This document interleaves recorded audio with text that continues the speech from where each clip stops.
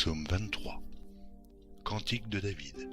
L'Éternel est mon berger, je ne manquerai de rien. Il me fait reposer dans de verts pâturages.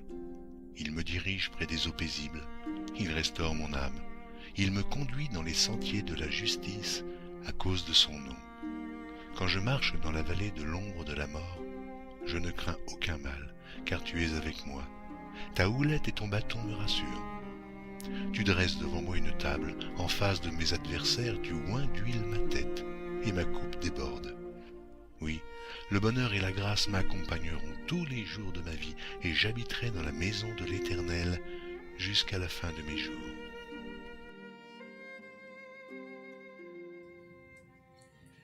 Donc, bonjour à chacun. Très content de vous voir aujourd'hui, de pouvoir ouvrir cette parole précieuse et de vous laisser savoir ce qu'est un ancien. En fait, pas de vous laisser savoir nécessairement, mais de partager avec vous ce qu'est un ancien.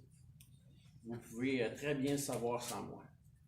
Donc, on va ouvrir les Écritures aujourd'hui et on va voir qu'est-ce que Dieu veut nous laisser entendre de ce qu'est un homme mature. La Bible parle de trois mots principaux pour définir un homme exemplaire au sein de l'Assemblée. Le mot ancien, pasteur, docteur et le mot évêque. Donc, on va voir tantôt en quoi ça consiste. Donc, on va juste débuter par un mot de prière, puis par la suite, on va ouvrir la parole. Seigneur, je te remercie pour chacun qui est ici. Je te l'ai mentionné tout à l'heure dans une prière précédente, lors du cours d'herméneutique, et je veux encore, Seigneur, le rappeler. Merci pour chacun. Chaque personne est précieuse, Seigneur. Tu as payé un grand prix pour nous racheter. Je te remercie pour l'exemple que tu nous as donné, Seigneur. Je te remercie pour ta parole qui a contribué à ce qu'on puisse entendre, comprendre et être transformé. Je te demande de bénir chacun, Seigneur. Sois avec moi ce matin avec ce que je vais partager. J'ai beaucoup de notes. C'est difficile pour moi d'apporter, disons, des phrases déjà toutes faites, toutes préparées. Mais il y a un temps pour chaque chose, Seigneur, et je crois que même si je vais y aller peut-être avec plus de lecture aujourd'hui, fais en sorte que ça puisse toucher chacun, qu'on puisse vraiment saisir le sujet de l'Ancien. Au nom de Jésus, je te prie, Seigneur. Amen. Dieu est un Dieu d'ordre et ça commence dès la Genèse. Dieu a demandé à ce que l'homme manifeste une foi personnelle. Et après qu'il manifeste cette foi, il demande à ce que cette foi-là puisse être exprimée dans le cadre de la famille. On peut dire que la famille est le premier lieu de transmission de la foi, même avant celle qui doit s'exprimer dans une communauté. Donc la famille, c'est vraiment quelque chose de très, très important. Et on va voir pourquoi c'est vraiment primordial dans la vie de l'Ancien. Dieu s'adresse dans la Genèse à des individus pour le bien commun de toute l'humanité. Okay? La foi personnelle n'a pas pour but simplement d'être gardée pour soi, mais d'être transmise à d'autres. Okay? La Bible dit au sujet de la foi, en fait Jésus l'a dit en Jean 7, 38, il dit « Des fleuves d'eau vive couleront du cœur de celui qui croit en Jésus. » En fait, c'est ce que nous dit le passage. Des fleuves d'eau vive couleront de leur cœur. La bénédiction de Dieu vise toujours le plus grand nombre. Elle n'est pas limitée. Nous, on la limite parfois, mais la bénédiction de Dieu veut toucher tous et chacun. La famille est le lieu de départ des rudiments de la foi qui s'étend vers les autres. Dans Deutéronome 6, versets 6 et 7, Dieu dit à Israël et au Père, « Ces paroles que j'institue pour toi aujourd'hui seront sur ton cœur. Tu les inculqueras à tes fils et tu en parleras quand tu seras chez toi et quand tu seras en chemin quand tu te coucheras et quand tu te lèveras. Donc, Dieu veut que la foi soit partagée. Et le fait que cette mission d'enseignement soit confiée au cercle familial en premier lieu est reprise aussi dans le Proverbe 22, 6, quand Dieu dit « Instruis l'enfant selon la voie qu'il doit suivre ». On retrouve aussi cette injonction-là dans les psaumes de façon plus élargie pour l'ensemble d'une communauté. Psaume 78, 3 et 4 nous disent ceci. « Ce que nous avons entendu, ce que nous connaissons, ce que nos pères nous ont raconté, nous ne cacherons pas à leurs fils, mais nous le dirons à la génération future. Les louanges du Seigneur. Nous raconterons sa puissance et les choses étonnantes qu'il a faites. » Donc encore une notion de partage. Quand David écrit le psaume 23 qu'on vient de lire tout à l'heure, il connaissait mieux que ses 7 plus grands frères le sujet duquel il parlait. Il a été humilié et formé en tant que petit berger. C'était un simple gardien soucieux des moutons. Il fut promu chef de guerre, chef du peuple et roi. C'était un homme imparfait, mais un adorateur avant tout.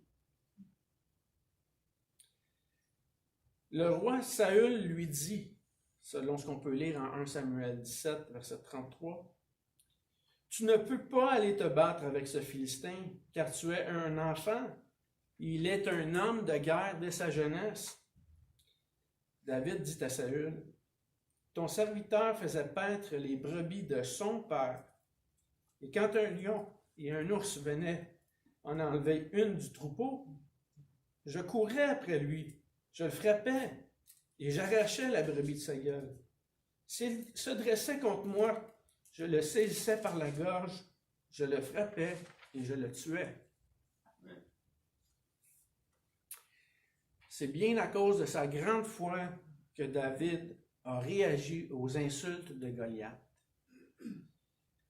au mal des Philistins et par amour pour la vérité.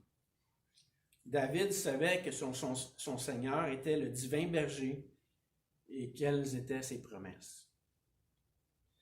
Encore dans le psaume 23, David fit valoir la protection de son Dieu, le repos et l'abondance, au verset 3, la sécurité au milieu de réels dangers, au verset 4, l'intimité relationnelle devant une table dressée, préparée, au verset 5, le bonheur à toujours en la présence de Dieu, au verset 6, et certainement qu'il fait valoir aussi dans le psaume l'obéissance, le fait qu'on doit obéir. Est-ce que David aurait manifesté la foi en se détournant du Philistin, en retournant tout simplement à ses tâches usuelles, en refusant de prendre la fronde et l'épée? Certainement pas. Même si ces tâches-là n'étaient pas faciles, étaient difficiles, David les a affrontées, comme il a affronté toutes les autres épreuves qui ont été mises devant lui au préalable. En Éphésiens 6.4, l'exemple au sujet de l'intimité de la famille avec Dieu est toujours présent. Et Paul dit aux Éphésiens, aux croyants, et par extension à nous-mêmes, « Et vous, pères, n'héritez pas vos enfants, mais élevez-les par l'éducation et par les avertissements du Seigneur. »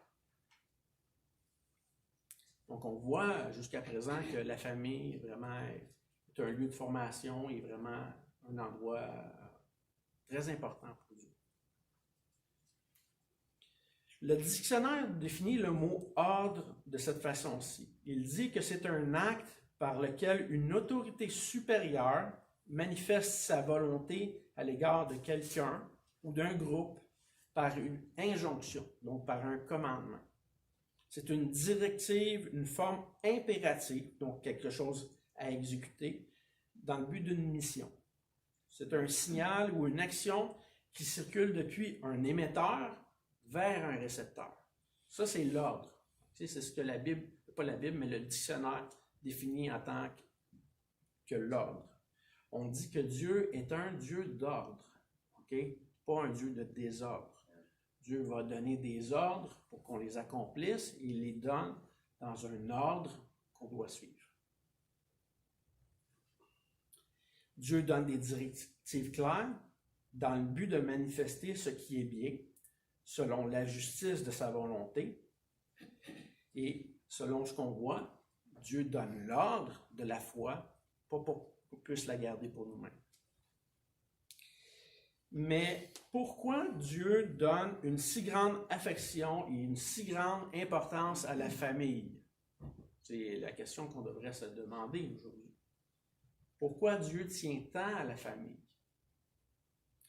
La famille est un réel endroit auquel Dieu veut s'implanter en offrant sa bénédiction au-delà du cœur du né de nouveau pour l'ensemble de tous ceux qui devront manifester la foi. Donc, je peux dire que je suis né de nouveau, que Dieu veut me bénir, mais ce n'est pas là que ça s'arrête, c'est là que ça commence.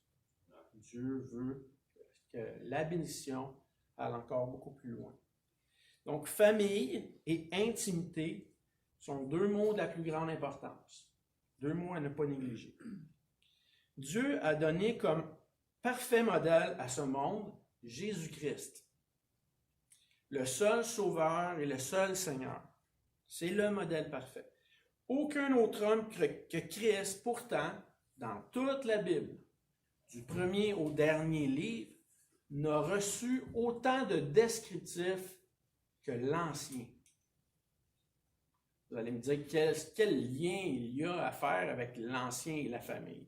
On va voir cette semaine et la semaine prochaine différents textes qui nous parlent d'un homme mature, d'un ancien, et on va voir pourquoi c'est lié à la famille. Okay? Et dans le descriptif qu'on va voir aujourd'hui, on va voir que l'ancien qui nous est mentionné est un modèle qui doit en fait contribuer à l'ensemble des familles dans le but de la foi. Toute personne censée devrait aspirer à être mature. Vous êtes d'accord avec ça? Ah oui. Toute personne devrait aspirer à être mature. Et mature, pas dans le sens mature économiquement nécessairement. Éric a parlé de plusieurs personnes dans la société qui pourraient être autonomes, qui pourraient être, avoir des qualificatifs, se sentir en sécurité. Et ces gens-là ne sont pas nécessairement des gens spirituels. Donc, on doit chercher à être mature dans le but de mieux aimer, servir et adorer. C'est l'exemple qu'on devrait avoir d'un père de famille. Okay? L'ancien dans l'assemblée est garant, comme chaque père bienveillant envers sa propre maisonnée. Donc, il est garant de l'ensemble des croyants comme un père pour sa famille. 1 Timothée 3,5 dit ceci. « Car si quelqu'un ne sait pas diriger sa propre maison, comment prendra-t-il soin de l'Église de Dieu? » C'est une logique. On n'est pas capable d'accomplir une tâche simple, on ne sera pas capable d'accomplir une tâche complexe. Paul connaissait la réponse à la question qu'il vient de poser. Il ne s'attend pas nécessairement à ce qu'on réponde, mais il met une mise en garde. L'homme mature doit bien diriger. On ne peut diviser la famille, mais on doit y consacrer les efforts. On doit y consacrer aussi nos sentiments et le meilleur de soi, toute sa foi en Christ. Et on parle d'une façon idéaliste. Okay? Dans la réalité, ce n'est pas toujours ce qu'on fait, mais c'est un but à atteindre.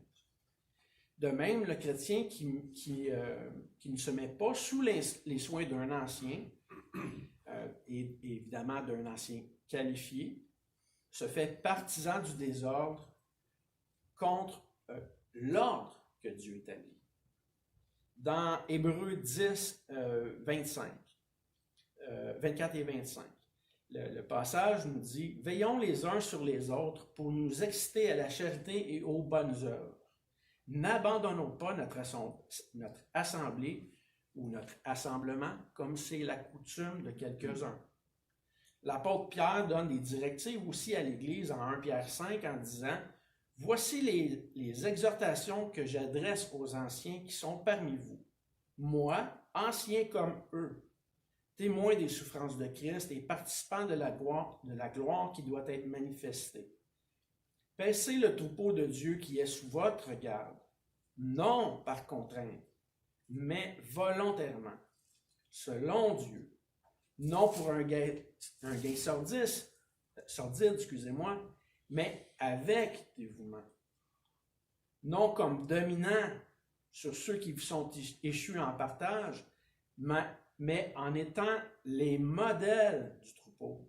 Et lorsque le souverain pasteur paraîtra, vous obtiendrez la couronne incorruptible de gloire. Et il continue au verset 5, en s'adressant à d'autres personnes. Il dit de même, vous qui êtes jeunes, donc jeunes certainement plus jeunes que l'ancien, soyez soumis aux anciens. Et dans tous vos rapports mutuels, revêtez-vous d'humilité, car Dieu résiste aux orgueilleux, mais il fait grâce aux humbles. Donc Pierre démontre la bonne attitude que doit avoir l'ancien, et il démontre aussi la bonne attitude de ceux qui doivent être soumis aux anciens. Et tantôt, on va parler du terme soumission. Vous allez voir, c'est vraiment pas un terme compliqué, mais c'est un terme qui a mauvaise presse aujourd'hui, et dans l'Église, et dans la société, et dans la relation homme-femme. Mais en fait, c'est un terme qui est vraiment pour notre bonheur. Okay? Donc, Pierre nous démontre vraiment des faits importants ici dans ces passages. Celui qui se tient à l'écart de l'enseignement qui provient d'un ancien qualifié, défie le Seigneur. Okay? Parce que le Seigneur nous dit d'être soumis et il nous dit de ne pas abandonner l'assemblée. Le Seigneur donne-t-il le choix dans le passage qu'on vient de lire? Non. Non, il ne donne pas le choix. Pas de choix. C'est ça qu'il demande. C'est ça qu'il commande. Mais Dieu ne force jamais. Donc, on a toujours un choix responsable à faire face à ce que Dieu nous propose. Il n'impose pas, mais il est le rémunérateur de ceux qu'il cherche et qui lui obéissent. Il veut que nous soyons sous les bons signes d'anciens qualifiés dans l'Église locale. Pas sous la charge de tyrans, pas sous la charge d'hommes dominants, sous la charge d'hommes humbles qui vont simplement bien exposer ce que Dieu veut selon sa volonté.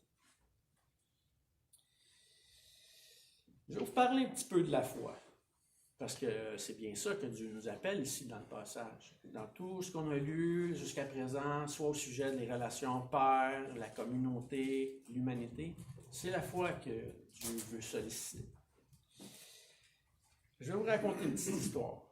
Par une belle journée de début d'été, un père que je connais bien, plaça son fils de 4 ans sur le toit de son pick-up. C'est une petite histoire bien simple jusqu'à présent. Et il lui demanda s'il avait confiance en lui, son père. Le fils répondit que oui. Alors le père s'éloigna du camion avec le garçon sur le toit. Et le camion faisait au moins 2 fois la grandeur du fils. C'était pour lui quelque chose de très élevé. Et le père lui demanda de sauter en bas du camion. Le but de ce père n'était pas de laisser son fils là sur le camion indéfiniment, avec des doutes, mais son but, c'était de l'enseigner. Le père lui promit qu'aucun mal ne lui arriverait en sautant du camion. Le père ne voulait que le bien de son fils. Il voulait lui apprendre la juste confiance. L'enfant hésita heureusement à plusieurs reprises en manifestant son jugement. S'il n'avait pas manifesté de jugement, ça aurait été presque inutile. Mais il a manifesté le jugement. Il a hésité, il a analysé. Mais à force d'insister, de le convaincre, et parce qu'il avait une juste assurance en son papa, le fils prit son courage et sauta. Qu'est-ce qui lui est arrivé selon vous? Le père s'est approché et l'a pris à terre. Exactement. Quand le fils a sauté, le père était loin déjà. Et le père s'est approché, il a pris son fils dans ses bras. Et le fils a compris la leçon en manifestant la foi. Et vous comprendrez que le fils est assis aujourd'hui dans la dernière rangée. Et que le père est ici en avant. Le père s'est approché rapidement pour l'attraper. Et cet exemple-là est vraiment un petit exemple de la foi entre un père et un fils, mais on a toutes les raisons encore de manifester plus de foi envers un Dieu qui, lui, est beaucoup plus juste et qui est digne d'être cru. Donc, prétendre que nous avons la foi doit s'accompagner d'œuvres. On peut dire qu'on a la foi aux 2 semaines, aux 4 semaines, aux 6 semaines, mais Dieu veut qu'on ait la foi en tout temps. Même dans son Église et même face aux ordonnances qu'il donne. Quelles sont les caractéristiques des anciens évêques et pasteurs? Parce que ces 3 termes-là sont des compléments pour définir la même personne. Et on va les voir tantôt en détail. Okay? On va juste rapidement soulever quelques points. Et si vous voulez avoir mes notes, je vais les rendre disponibles. Vous allez voir que, comme dans l'herméneutique que j'enseigne, il y a beaucoup d'autres points qui sont couverts. Okay? Mais avec la notion du temps qu'on a ce matin, ce ne sera pas possible de voir l'ensemble de tout ça. L'Ancien est un homme stable, constant, une autorité partielle. Ce n'est pas un dictateur. Il n'est pas au-dessus des croyants qui citent les Écritures et qui édifient. Il n'est pas non plus au-dessus de la prophétie, qui est la parole. La parole est prioritaire. Okay? Le rejet d'un ancien se fait souvent sous de la petite politique et sur de réels aspects légitimes à travailler. Donc, on peut pointer certaines reproches qui sont raisonnables, mais ce n'est pas des raisons valables pour rejeter un ancien. Un ancien n'est pas un homme parfait.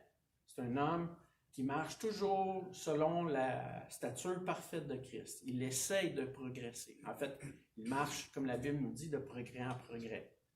Et dans ce qu'il accomplit, on voit vraiment qu'il est marqué par une obéissance et par une foi qui se veut intègre.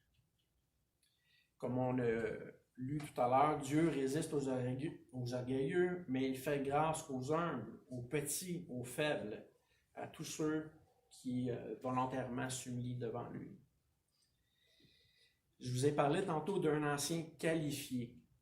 Okay? Qualifié, c'est selon les règles, les directives que nous donnent les Écritures. Un ancien non qualifié serait quelqu'un qui ne rencontre pas ces règles.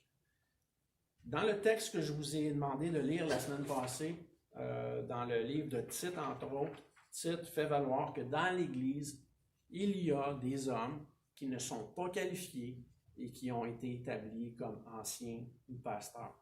Okay? Et l'ancien doit certainement briller en soutenant une saine doctrine selon ce qu'on voit dans les Écritures. L'ancien qualifié est un reflet de Christ, aussi proche de l'image parfaite qu'il nous est possible de l'imaginer. On sait qu'il n'est pas parfait, que ce n'est pas une juste représentation, mais l'homme que Dieu établit comme ancien est le plus grand modèle sur terre qu'on peut posséder aujourd'hui. Et même si Jésus venait lui-même sur terre, comme homme parfait, nombreux seraient ceux qui le rejetteraient, qui rejetteraient son enseignement, qui ne voudraient pas le suivre. Donc, ce n'est pas étonnant qu'un ancien qui essaie d'établir ce que dit la Bible soit aussi rejeté par certains, qu'il ait des contestataires. C'est pas vraiment un problème en soi. Ce qu'on veut savoir, c'est qu'il enseigne la parole comme il faut, qu'il cherche à se sanctifier comme l'ensemble des chrétiens, qu'il soit honorable. On va voir la liste presque complète la semaine prochaine dans 1 Timothée 3, mais c'est vraiment un homme qui brille de par son humilité au sein de l'Assemblée. Dieu ne nivelle pas par le bas. Dieu, on dit qu'il habite les lieux élevés. L'Ancien est certainement au cœur du combat spirituel. Il est spécifiquement ciblé par le monde du malin. On a vu la semaine passée qu'on ne lutte pas contre la chair et le sang, mais contre des esprits, des dominations. Donc, l'Ancien est certainement ciblé parce qu'il met une grande emphase à obéir. Plusieurs hommes, dans leur nature pécheresse, ont été perçus comme des modèles. On le voit dans la Bible. On peut parler d'Enoch, Noé, Melchisédek, Abraham, Moïse, Déborah, David, certains prophètes, Jean le baptiseur, les apôtres et bien d'autres. Mais jamais une description si détaillée n'a été faite que celle que nous trouvons dans la Bible au sujet des anciens. Si vous prenez le temps d'analyser, Dieu n'a jamais donné aucun homme, aucun autre modèle aussi détaillé que celui qu'on voit au niveau de l'Ancien. Reconnaître un ancien ne se fait pas par démocratie. Donc, ce n'est pas une question de vote. Oh, il y a un grand nombre, d'accord, il est approuvé. Il n'y a pas un grand nombre, il est rejeté. Ce n'est pas comme ça que ça fonctionne. C'est les critères bibliques qui doivent être mis en avant-plan en premier lieu. Qu'il vous plaise ou qu'il ne vous plaise pas, n'a pas d'impact sur le fait qu'il doit être reconnu ancien ou non. Ce qui doit être mis en avant-plan, ce sont toujours les critères bibliques. Et dans la Bible même, on appelle ancien l'ange. Si vous allez voir dans l'Apocalypse, dans les 7 premières lettres qui ont été écrites aux églises de l'Asie mineure, une lettre est envoyée aux anges de ces 7 églises-là, aux anciens. OK? L'ancien est le messager de Dieu sur terre.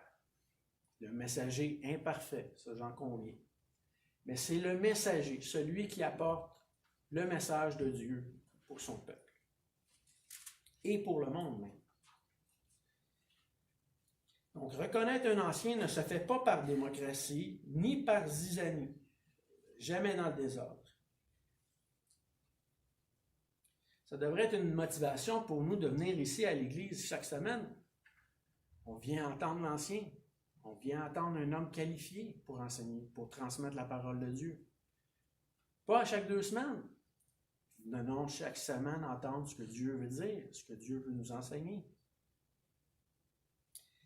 Dans Ecclésiaste 7, 29, Salomon dit ceci. « Voici ce que j'ai trouvé.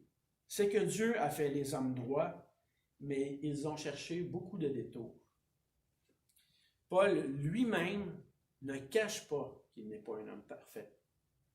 Il dit qu'il lutte encore. Il dit « Qui me délivrera de ce corps? » Il espère. Il marche de progrès en progrès encore. Il marche au sein des églises dans le but d'édifier. Il se sanctifie. Il est dans un processus. Aucun ancien n'est parfait, mais aucun ancien ne devrait professer un faux salut. C'est la première chose que Dieu demande. Que ce qu'on expose au niveau du salut pour les hommes soit toujours un salut conforme aux Écritures. Un salut pour tous, d'un sauveur qui veut sauver tous. Okay? Si quelqu'un se prétend ancien et ne soutient pas ce message, il est évident que ce n'est pas un ancien. Okay? Ce n'est pas le messager de Dieu. Même s'il maîtrise l'ensemble de la doctrine, des points secondaires, ce qu'il doit soutenir, c'est le message principal que Dieu annonce. Le salut pour tous, la repentance possible pour tous. Tous ceux qui acceptent de devenir anciens sans au préalable avoir été évalués au niveau doctrinal et au niveau moral, au niveau de leur conduite, vont causer un grand tort à l'Évangile. Ce n'est pas facultatif, c'est un fait. L'Évangile doit être soutenu conformément aux Écritures. La Bible dit dans Tite que même des loups ont été nommés anciens, pasteurs. C'est pas une opinion ici qui est maintenue dans Tite, c'est vraiment quelque chose de réel qui amène même les gens vers l'apostasie, à renier même l'utilité de la foi. Pourtant, la maturité des hommes de Dieu se valide toujours par la parole. Toujours. On reconnaît un ancien dans la mission, on l'établit parce qu'on reconnaît ses qualifications qui sont évidentes.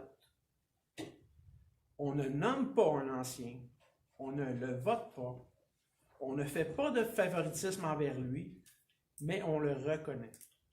Tous devraient se rallier à la sagesse d'un grand nombre de conseillers matures et non au conseil d'un ensemble non éclairé. On dit que l'arbre finit tôt ou tard par démontrer son fruit. On ne peut pas cacher la vérité. Dieu se servira toujours des hommes matures portant le caractère de Christ par nécessité et selon sa volonté. On dit que l'ancien est un mari fidèle et dédié à une seule femme. Il ne méprise pas le mariage. Il enseigne par la qualité de sa famille.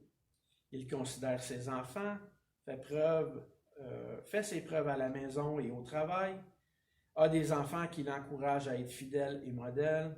Il est hospitalier, prouve par sa famille qu'il peut bien diriger l'Assemblée, ne fait pas de favoritisme, recherche la justice, est non violent, cherche la justice et réprouve le désordre, a du vécu et est un homme expérimenté, est avisé de nombreuses expériences favorables ou non, ne méprise pas la richesse ni ne vante la pauvreté et vice-versa.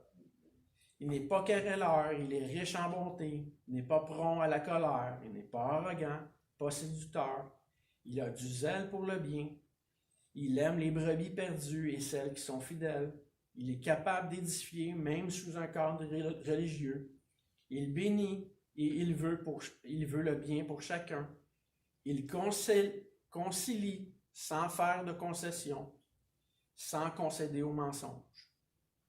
Romains 12, 11 dit que l'ancien doit avoir du zèle et non de la paresse. Ceci devrait se voir dans sa relation avec les gens et même face au conflit. Il a eu un amour évident pour les Écritures, pour la donner. Il est passionné par l'épouse imparfaite de Christ, afin que chacun croisse.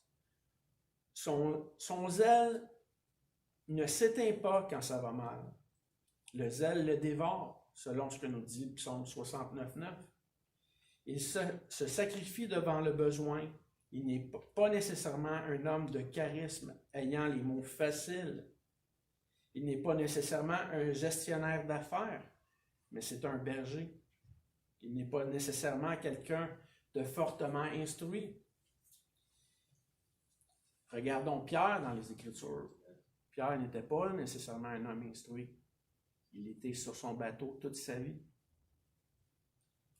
L'Ancien était un homme avec une vie de prière. Il ne vit pas pour lui-même. Il n'est pas opportuniste, ne cherche pas le gain honteux contre d'autres, ne vit pas pour être riche, sans toutefois mépriser la pertinence des biens. Il fait des dons généreux, premièrement par sa personne. Il protège des loups et des mercenaires, il aime le troupeau. Il marche main dans la main avec l'enseignement des 12 apôtres.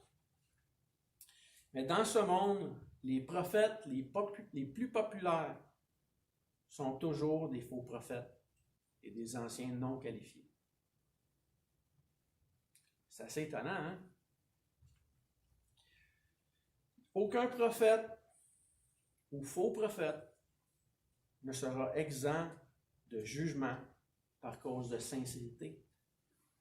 Ce n'est pas parce qu'on prétend à un fait qu'on ne sera pas jugé. Dieu va juger toutes les déviances. Ça, c'est clair. Jacques 3 nous dit « Mes frères, qu'il n'y ait pas parmi vous un grand nombre de personnes qui se mettent à enseigner, car vous savez que nous serons jugés plus sévèrement. » Donc, on doit faire attention à la qualité de ce qu'on enseigne. L'évêque, l'ancien, le pasteur, n'est pas un élitiste, ni le chef de l'Église locale. C'est ce que laisse croire le catholicisme romain, que l'évêque est un chef au-dessus des autres, alors que la Bible nous dit que l'Église est une nation de prêtres. Okay? Très différent. Est-ce que l'ancien, selon Galates 5.22, doit manifester les réels fruits de l'esprit et les porter, ou être un homme adulé? Selon vous? Il doit porter les fruits de l'esprit. La reconnaissance n'a rien à voir avec son ministère. Qu'il soit reconnu ou non, il va poursuivre son ministère quand même. Il ne va pas se taire face au message parce que les gens l'aiment ou ne l'aiment pas. Il va continuer de maintenir son message. Un homme imparfait qui marche dans la sainteté peut avoir fait des erreurs visibles, mais il s'en repent, se reprend, et son cœur condamne même ses propres fautes. David disait au psaume 139, verset 23, « Sonde-moi, ô Dieu, et connais mon cœur. Éprouve-moi et connais mes pensées. Regarde si je suis sur une mauvaise voie et conduis-moi sur la voie de l'éternité. » C'est très, très difficile pour un homme mature de dire « Sonde-moi, ô Dieu ». Ça demande beaucoup de renoncement. Facile à dire, difficile à croire et à vouloir obéir. L'ancien doit aussi être édifié, repris et corrigé quand il est en défaut ou quand il s'éloigne de la saine doctrine. Il doit être exhorté et même censuré au besoin. Tite 1 et Matthieu 18 affirment que l'ancien est faillible, comme chaque frère qui nécessite au besoin de revenir à de meilleurs sentiments ou qui mérite d'être discipliné. Certains des 12 apôtres ont aussi été repris. Ils se sont repentis et ce sont les saints que Dieu a envoyés pour faire connaître l'Évangile. Éphésiens 4, 11 jusqu'au verset 13 dit « Christ a donné les uns comme apôtres, les 12, d'autres comme prophètes, ceux de l'Ancien Testament, d'autres comme évangélistes, ceux qui vont de lieu en lieu pour porter la bonne nouvelle, d'autres comme pasteurs et docteurs, pour le perfectionnement des saints, pour l'œuvre du service, pour l'édification du corps de Christ, jusqu'à ce que nous soyons tous parvenus à l'unité de la foi et de la connaissance du Fils de Dieu, à l'état d'homme fait, à la mesure de la stature parfaite de Christ. Dans ce passage, Paul n'a pas énuméré des dons de charisme. Vrai? Qu'est-ce qu'il fait valoir? Des hommes dons, des hommes donnés par Dieu, des hommes obéissants. Paul mentionne 3 buts parallèles à ces hommes qui ont pour fin le perfectionnement ou le rétablissement des saints. Ça, ce serait la première chose. Il fait valoir l'œuvre du service. Il fait valoir l'édification du corps de Christ. Et tout ça opéré uniquement par les hommes qu'il a indiqués. Aujourd'hui, on entend tous et chacun commencer à enseigner. On le voit sur YouTube. Il y a tellement de gens qui enseignent qu'on se demande quelle Bible ils ont pris. C'est rendu presque pathétique.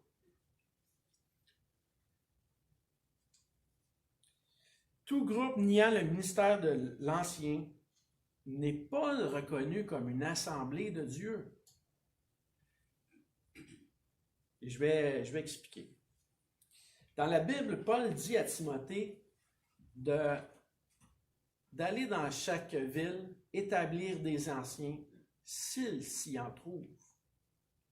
Il ne dit pas « va ouvrir des églises dans chaque église, dans chaque ville ». C'est l'ancien qui confirme qu'il y a une assemblée. Sans ancien, l'assemblée ou le rassemblement est livré à lui-même. Il n'a pas de direction. Donc, le conseil que je donne à de nouveaux croyants est souvent de chercher un ancien avant même de chercher une assemblée. Pourquoi? Parce que souvent, on n'a même pas la maturité pour être capable de discerner ce qui est un enseignement conforme. Donc, la première chose qu'on devrait regarder après la vie morale d'un ancien, c'est la qualité de son enseignement. De sonder les Écritures, de vérifier si ce qu'il enseigne est conforme à ce que Dieu dit. Je vous ai mentionné tantôt 3 mots. En fait, 3 fonctions. Pasteur, ancien et évêque. On va regarder qu'est-ce que ça implique, ces 3 mots-là. Si vous n'êtes pas capable de reconnaître un bon père dans une famille, ou même un sage, un homme obéissant et spirituel, eh bien, vous ne serez jamais capable de reconnaître qu'est-ce qu'il y a un ancien. Ce n'est pas possible. C'est des qualités essentielles que doit posséder un ancien. Le terme pasteur ou pasteur-docteur, parce que Paul ne fait pas de différence là, quand il expose ces 2 termes-là, met l'emphase sur la fonction de paître, de préserver et d'enseigner le troupeau en toute humilité. C'est un terme général qui est aujourd'hui dans notre société très mal défini. On appelle tout le monde pasteur. Quelqu'un commence une nouvelle église, pasteur. Quelqu'un commence à faire des vidéos sur YouTube, pasteur. Presque n'importe qui pourrait se déclarer pasteur, des hommes, des femmes, des homosexuels, pasteur. Ce n'est pas conforme à la parole de Dieu. Le pasteur doit paître le troupeau selon ce que Dieu déclare. Pasteur, dans le Nouveau, en fait, dans toute la Bible, est appliqué 13 fois à Jésus et une seule fois pour décrire les fonctions spécifiques de celui qui exerce dans l'Église locale. Donc, vous voyez qu'il y a vraiment une dichotomie entre ce que le monde applique, le monde religieux, en déclarant presque tout le monde pasteur, et ce que la Bible enseigne. Okay? Le terme évêque met l'emphase sur la fonction de surveillance, de regarder, de bien analyser, de veiller, et d'un encadrement dans un sens général. Encore, comme j'ai dit tantôt, il n'y a pas de question de domination ici, là, avec ce terme-là. C'est même pas dans le ministère de l'Ancien. Et le terme ancien, lui, va mettre de l'emphase sur autre chose. C'est un terme qu'on retrouve dans l'hébreu et dans le grec. On le retrouve dans l'Ancien Testament et dans le Nouveau Testament aussi. On va parler de ceux qui sont plus âgés, ceux qui sont plus sages. Ça parle parfois de vieillards. Ça parle aussi des femmes veuves qui sont exemplaires. Donc, des gens plus âgés. On pourrait dire presque des aînés.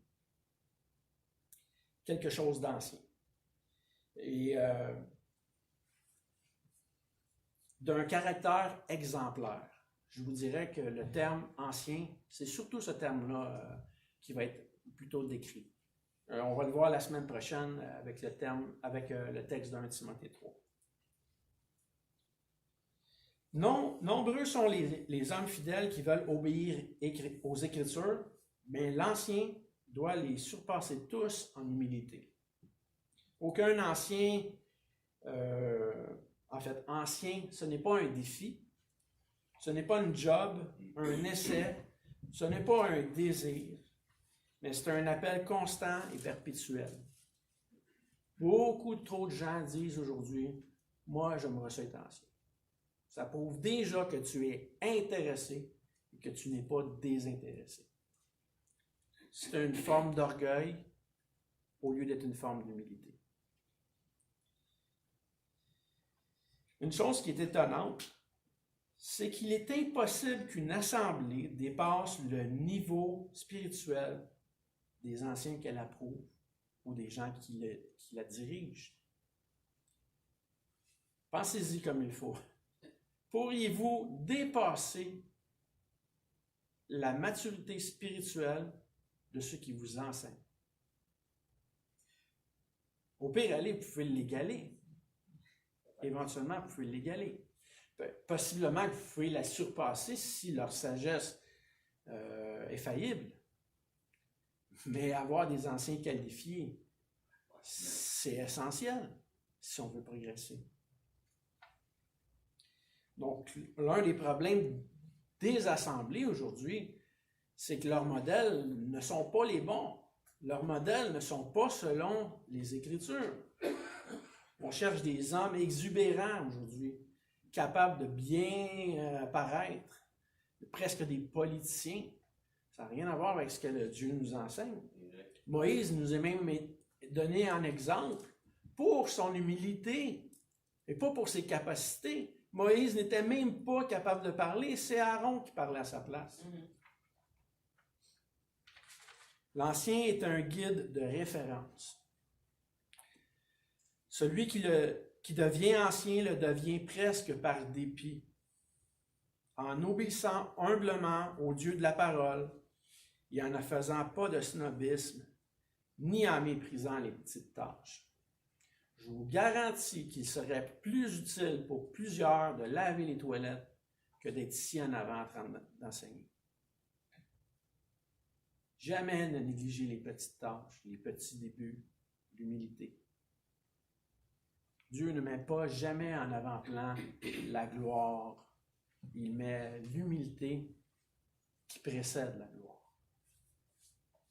Sans l'humilité, pas possible d'être ancien. Impossible. Et encore là, je ne dis pas qu'un ancien doit être parfait. L'ancien, comme son nom l'indique, n'est pas un nouveau venu. Il doit remplir son mandat sans être un converti de longue date et non simplement un nouveau disciple, selon 1 Timothée 3,6. Il doit être un disciple qui obéit et qui grandit visiblement, selon 1 Timothée 4,15. Il doit être un homme à qui l'on confie des tâches et qui réussit, selon Matthieu 28. Un homme à qui on demande d'enseigner correctement, toujours selon Matthieu 28. Un aspirant volontaire à défendre l'Église, 1 Timothée 3 et Jude 1, 22. Mais dans tout cela, c'est le caractère personnel du disciple qui sera le plus sollicité au-delà même des dons et des habiletés. La parole est une épée tranchante qui sépare ceux qui veulent se complaire dans la chair et ceux qui veulent obéir. Le message de l'Ancien doit être contesté. Ce n'est pas un évangile populaire. Si son message est un évangile populaire, facile, qui n'appelle pas à la repentance, prenez vos jambes à votre cou, comme on dit, quittez cet endroit-là. L'Évangile doit scandaliser la chair, doit appeler à la repentance, toute une vie. Okay? Pas seulement en annonçant le salut, en enseignant toutes les Écritures, toutes les vérités des Écritures. Si le message qu'on vous enseigne est un message facile à vivre, c'est pas le bon message qu'on vous enseigne. Obéir n'est jamais une tâche facile. L'Ancien n'a pas comme seule mission et limitation l'Église locale. C'est un mythe qui est devenu populaire. Il n'a pas non plus comme mission de favoriser les choses spectaculaires, ni d'être éloquent en lui-même, en sa personne. Toute personne qui a comme intention de limiter le mandat d'un réel ancien à 4 murs dans une église locale doit s'en repentir. La mission d'un ancien, c'est d'être un disciple mature et de faire des disciples matures au travers le monde. Et c'est ce que Jésus a dit dans Matthieu 28. Allez, faites des nations des disciples, enseignez-leur à garder tout ce que je vous ai commandé. On ne voit pas dans le Nouveau Testament les anciens demeurer entre 4 murs. Paul était un ancien. Il dit qu'il était ancien. En fait, on a vu Pierre tantôt dans le texte qui dit « Moi, ancien comme vous ». Donc, il y avait d'autres anciens. Et les anciens se promenaient à l'occasion d'église en église pour corriger, comme Paul a fait avec les Corinthiens, pour reprendre et pour mieux diriger. La Bible parle de collégialité. La limitation d'un seul ancien par assemblée n'est pas biblique, ni celle de limiter le conseil des sages à des membres votants. On voit ça souvent dans certaines assemblées où seulement ceux qui sont des membres officiels ont le droit de parole ou ont le droit de voter. Ce n'est pas du tout en accord avec les Écritures. Chaque membre du corps de Christ a le droit de se prononcer. Chaque membre du corps de Christ a le droit de manifester de la sagesse. Et s'il manque de sagesse, il a le droit d'être enseigné, d'être repris et de pouvoir apprendre.